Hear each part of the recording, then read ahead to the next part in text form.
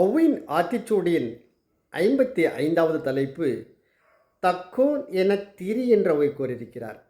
தக்கோன் என்றால் தகுதி உடையவனாக இரு என்பது பொருள். நல்ல பெரியோர்களால், சான்றோர்களால், உற்றார் உறவினர்களால், அக்கம் பக்கத்தில் உள்ளவர்களால் இந்த மனிதன் சிறந்தவன், அவன் மரியாதையுடன் நல்ல பண்பை பெற்றிருக்கின்றவன் என்ற அந்த பெருமையை பெற வேண்டும். அதுதான் மிக சிறந்ததாகும். இதை வள்ளுவரும் கூட தக்கார் தகவிலார் என்பது அவரவர் எச்சத்தால் காணப்படும் என்று கூறியிருக்கிறார். நீ தகுதி உடையவனா, தகுதி அற்றவனா, சிறந்தவனா என்பது இறந்த பின்னால் மற்றவர்களால் பேசப்படுகிறது.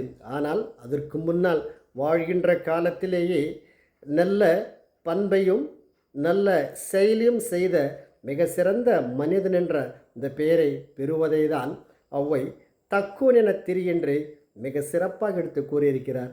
நன்றி, வணக்கம்.